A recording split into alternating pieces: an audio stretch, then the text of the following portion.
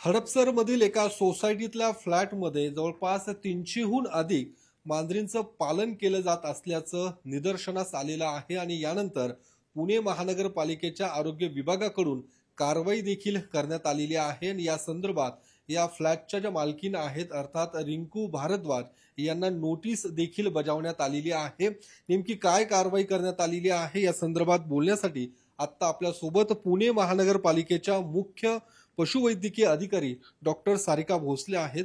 Madam, काय नेमकी कारवाई आपल्याकडून काय करण्यात आली? पुणे महानगरपालिका, एसपीसीए, डिस्ट्रिक्ट एसपीसीए आणि पोलीस प्रशासन या मार्फत आम्ही संयुक्तरित्या ही ॲक्शन घेण्यात आलेली आहे। व ज्या वेळेला आम्हाला ही 2012 मध्ये 22 मध्ये कंप्लेंट आली होती, त्यावेळेसपासूनच आम्ही संवेदनशील होतो या कंप्लेंटबाबत आणि आम्ही क्षेत्रीय कार्यालय, वॉर्ड ऑफिस लेवलला पण ह्या कारवाई संदर्भात तिथे फॉलोअप घेत होतो। याआधी पण 2दा त्यांना नोटीस देण्यात आली आहे। त्यांच्या तिथे एकदा इन्स्पेक्शन एसपीसीएन सोबत झालेलं आहे, पण त्यावेळेला मांजरींचं प्रमाण कमी होतं व त्यांच्याकडनं आम्हाला हेच नेहमी सांगण्यात आलं होतं की आम्ही ह्या सगळ्या लवकरात लवकर इथून दुसरीकडे शिफ्ट करतो आहे। पण तसं न होता परत आता 2025 मध्ये परत त्यांची आम्हाला कंप्लेंट, सोसायटींना फार त्रास व्हायला लागल्यानंतर आम्ही परत ही स्ट्रिक्ट ॲक्शन घेण्यासाठी 13 फेब्रुवारीला आम्ही ही ॲक्शन घेतली व त्यावेळेला तिथे जवळपास मला 300 पेक्षा अधिक ज्या मांजरी आढळल्या, त्या मांजरींमध्ये काही जखमी होत्या, काही प्रेग्नेंट होत्या, काही किटन्स होते। पण हे सगळं एकत्र असं एका ठिकाणी असणं म्हणजे जो एसपीसीचा रूल आहे किंवा ह्या सगळ्या इकोसिस्टीमला फेवरेबल नसणारी ही जी कंडिशन तिथे होती ती नसावी आणि लोकांचा जो आक्रोश होता तिथल्या सोसायटींनी जे आम्हाला कंप्लेंट्स दिल्या होत्या त्या आम्ही खरंच तिथे बघत होतो की जो स्मेल येत होता किंवा तिथे ज्या लोकांना ड्रेनेजमध्ये ज्या महिला आम्हाला सांगत होत्या की आम्हाला त्रास होतोय, हे सगळ्या त्रास कमी करण्यासाठी किंवा मग ही सगळी कॅट्स ज्या आहेत तिथून लवकरात लवकर रिमूव्ह करण्यासाठी आम्ही ही ॲक्शन घेतलेली आहे। बरं, मग आता नेमकं काय त्यांच्याकडनं जी तुम्ही नोटीस बजावलेली आहे त्याची अंमलबजावणी होताना दिसते का? स्थलांतरित करण्यात आलंय की नाही अद्यापर्यंत?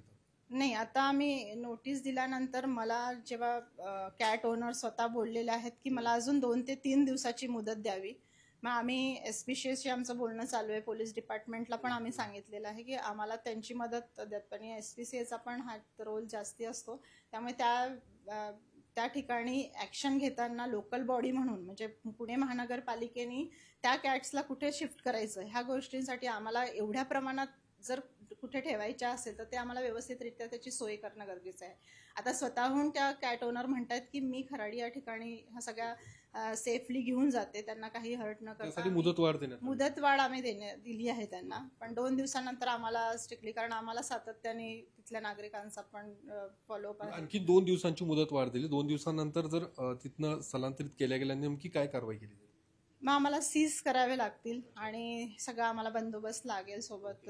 एसपीसीए तर इनफॅक्ट आमच्यासोबत असणारच आहे, पोलीस डिपार्टमेंट असेल आणि आम्ही सीज करून पर्टिक्युलर एका चांगलं, आणि सगळ्यात महत्त्वाचं म्हणजे त्या ज्या कॅट्स आहेत त्यांना आम्हाला टोटली ज्या स्टरलाइज नाही आहेत त्यांना स्टरलाइज करणे, वॅक्सिनेशन करणे आणि नंतरच अडॉप्शनला देणे, ह्या सगळ्या गोष्टी। हेच मी तुम्हाला विचारत होतो की त्यांनी लसीकरण केलेलं नाहीये, नसबंदीचं झालं नाहीये, हे सगळं नोटीसमध्ये तुम्ही मेन्शन केलंय, मग या संदर्भात पण काही कारवाई होऊ शकते?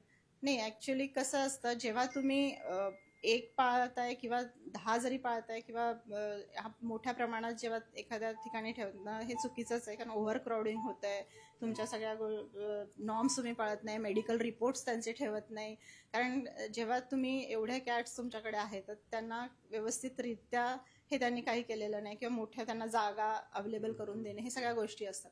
पण खरं तर इकोसिस्टीममध्ये हा एकत्र ठेवणं हे चुकीचं आहे। तुम्ही महानगरपालिका या सगळ्या गोष्टीकडे पुणे महानगरपालिकेचंही दुर्लक्ष झालंय असं वाटतं। जर एवढं सगळं 300 मांजरी एकाच फ्लॅटमध्ये होत्या, मग यापूर्वी हे सगळं होत असताना कारवाई नाही झाली? कारवाई आम्ही सातत्याने करत आलोय सर। आम्हाला ॲक्च्युली 2022 मध्ये जेव्हा कंप्लेंट आली त्याच वेळेला आम्ही वॉर्ड ऑफिसनी त्यावेळेला ॲक्शन घेतली, आम्ही स्वतः एसपीसीएशी बोललो, त्यावेळेला तिथून पाहणी करण्यात आली एसपीसीए मार्फत, ह्या सगळ्या गोष्टी आम्ही सातत्याने करत आलोय। पण यावेळेला जेव्हा ही जी कंप्लेंट होती ही म्हणजे त्या स्वतः ओनर्स ह्याला हेच करत होत्या, डिनाय करत होत्या की आम्ही काढतोय. आणि मला तसा प्रतिसाद त्यांच्याकडून येत नव्हता की आता खरंच रिमूव्ह केलेलं आहे. त्यांनी मला हेच सांगण्यात आलं की आम्ही फक्त आता 12 ठेवलेले आहे, 12 हे आम्ही हलवणार आहे. पण तसं परिस्थिती आम्हाला जाणवली नाही, त्यामुळे आम्हाला ही ऍक्शन घ्यावी लागली. धन्यवाद मॅडम. कॅमेरामन अभिजित पेसेसह मी योगेश बोरसे, TV9 मराठी, पुणे.